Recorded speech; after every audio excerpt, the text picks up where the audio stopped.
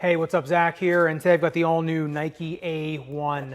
Let's get into them. I guess before I get into the meat and bones of the review, I just want you to keep in mind that these do retail for $110, so make sure you keep that in mind with all the different features I point out throughout this shoe. Now, starting off in the uppers, number one, you get a super thick tongue. That was the first thing I noticed about these, was tying down the laces, how insulating this tongue is. And it's not just a lot of padding in the more proximal tongue right around your ankle, it goes all the way down into the midfoot. So lace irritation on these things, pretty much none. That was the first thing that just really popped out to me. Also, you do get a pretty low gusset on this tongue, but it does stay in place. There are no lace loops through there, but because it does have a gusset, it still stays pretty decently in place. Now, going up the lace line on these things, that's a little bit of a different story. Now, number one, they are reinforced with this synthetic leather, which is fantastic. You do get two little tabs here on, honestly, maybe just a little bit of window dressing. But I did notice that the ankle collar, to me, did take a day or two to break in. I did have some irritation on my medial side. And there is a lot of bunting and padding around the heel counter and ankle collar, but, and this isn't gonna be for every foot, but for certain people, you are gonna have to break this in. So I'd say wear these around the house a little bit. That was really the only big comfort issue I had on this, was the need to break in that ankle collar for a little bit of an extended period of time. Now, speaking of that heel counter and ankle collar, you do get one of these double thickness heel counters, which you don't see on every Nike shoe. But when you do see it, you know that you are gonna get just a lot more stability in that rear foot, and you do need it because there is a rocker in the rear foot, which we'll talk about in the fit section. So it does kind of bring these back to a pretty standard rear foot. And speaking of the tongue and the ankle collar, looking at heel slippage on these things, really none if you didn't have an orthotic in these things. If you did put an orthotic in, and I have a little bit more of a substantial over-the-counter orthotic in there, heel slippage was mild at best. So even with a little bit more of a supportive orthotic in there, it takes up a little bit more real estate.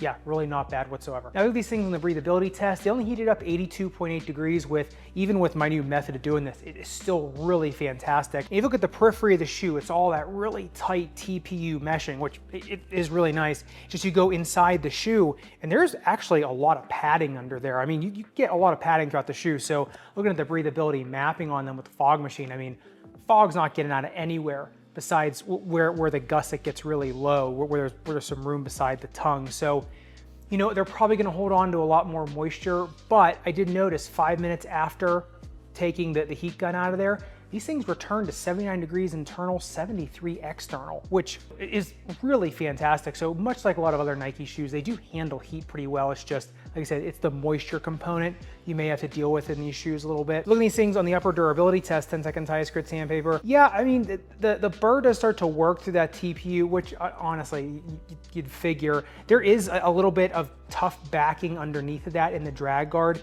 You do have exposed carrier foam there. I would say if you're taking these on outdoor courts, it's gonna get pretty worked, especially with the exposed foam. But on indoor courts, I think as long as you're not a crazy dragger or slider, they'll probably be okay.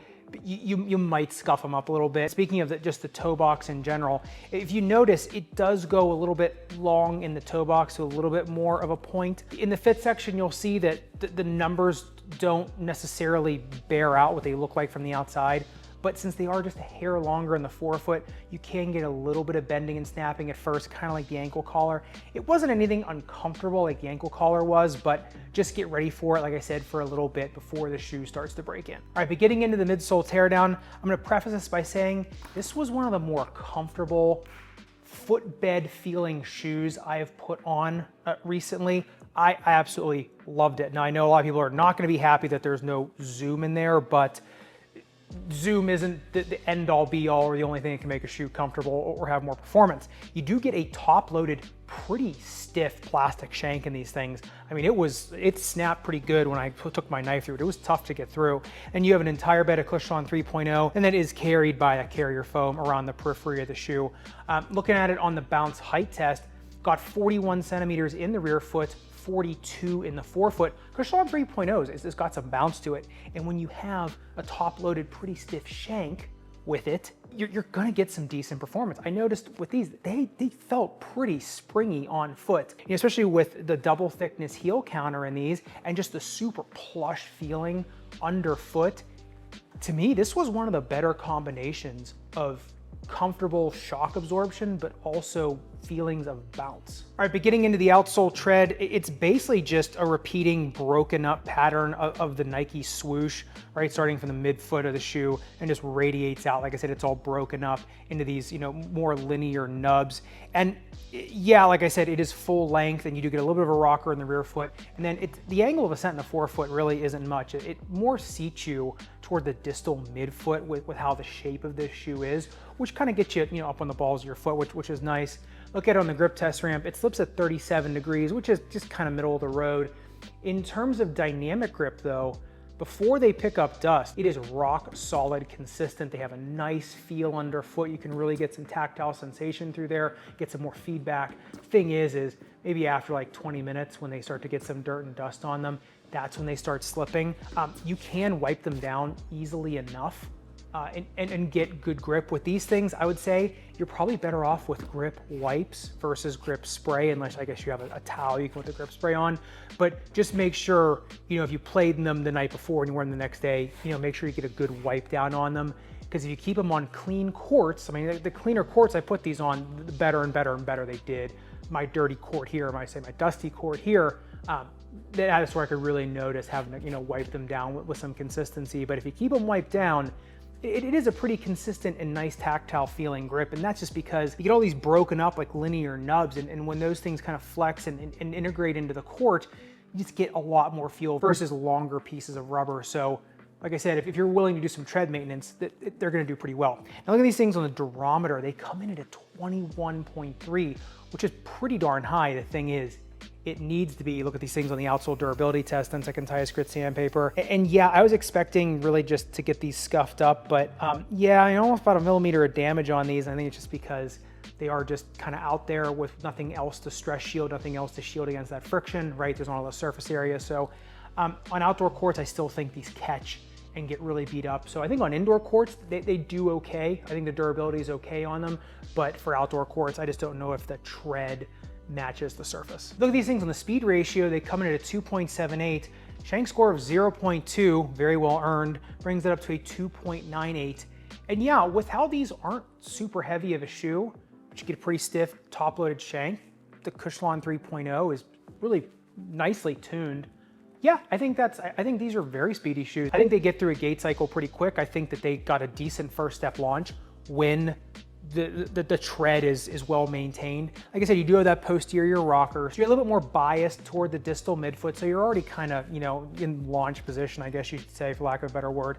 So yeah, I think, these are pretty speedy shoes and in a very simple package, which is nice. All right, but getting into the fit of the A1s, that's where some stuff's going on. Number one, they have a 14-degree inflare, which is getting up there, and then a resting everted position of only 1 degree. That goes to 5 degrees everted. That's a product of that really distal rear foot rocker. So like I said, it does allow a little bit of movement, nothing crazy, but it does allow a little bit of movement there.